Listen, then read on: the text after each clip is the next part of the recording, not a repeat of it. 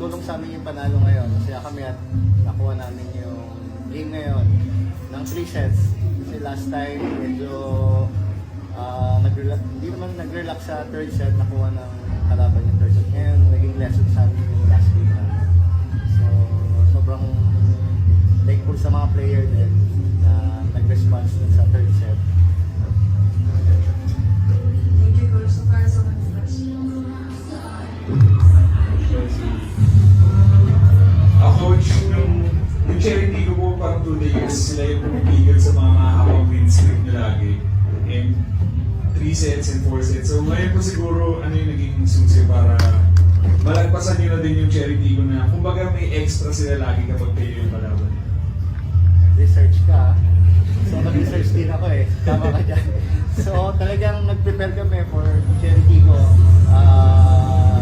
Yun nga, may mga history na ganyan. So, talagang nag-prepare kami mabuti. Kasi syempre, hindi rin naman rookie yung yung charity ko. Veteran team din sila. Talagang dapat talaga paghanda mabuti.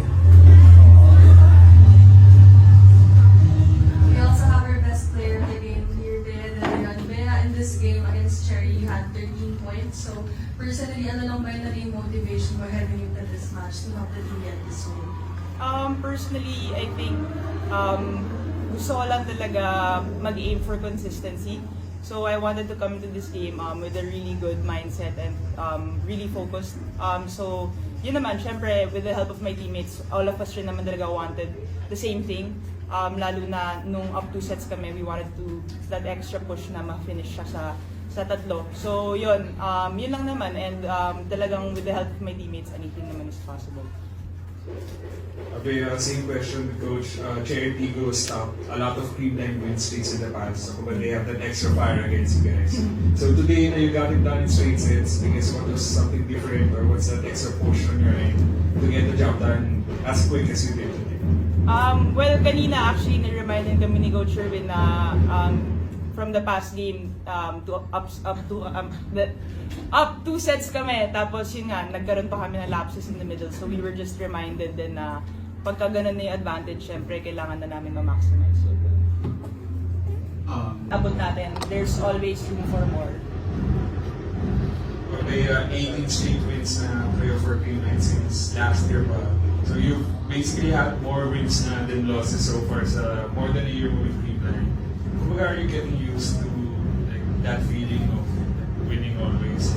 Parang is there may times ba na you have to like have some reality check na although we're winning, anytime we can tumble down and get out pace? Actually, yun nga, every day we're reminded that we have to work harder. So actually, we didn't know about this league. Well, I didn't at least. So yun, parang coming into every game, it's as if we fight for a championship and kailangan namin talaga makuha as much as possible every game. Yun talaga lang yung mindset, one game at a time. So, well, today, after today, we're very, very thankful. We'll celebrate. But the next game, focus ulit kami kasi yun lang talaga, game after the other, trabaho. Coach, yung next game nyo will be against Spark Fresh. So, paano lang makakatulong tong win na to heading into that game? Malaking bagay yung pagkapanalo namin ngayon ng 3 sets. Yung confidence ng team mataas. So, pero syempre, knowing Power Fresh, talagang may mga recruit din sila talaga na talagang mga veterano and mixed na players. So, yun yung pinapakita nila ngayong conference. So, maganda na yung mabuti. Siguro magiging maganda yung natin. Hi, Coach Andrea. Grazie on the win. I'd just like to ask, with UAB around the corner, is there anything, you mentioned about being consistent, that's something that's very important in your game. And is there anything that you've learned in your time at the that you still integrate now? And do you have any messages for the baby Eagles? Syempre, I think a lot of the things that honed us in the UAAP, we have a lot to thank for in the UAAP, yung spirit, yung puso, coming from a culture in Ateneo which the same Atalay has built for us. It's been the same for me.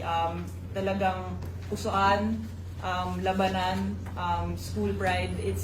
The UAAP has been one of the best journeys Yun, sobrang saya sa UAAP. And of course, to the Lady Eagles, I wish you guys good luck. Coach. And definitely, ayun, I've seen the past games in the preseason and we're very, very hopeful sa nagiging improvement ng team. And sana tuloy-tuloy yun coming into the UAAP. And I think it's gonna be a very hopeful season for us.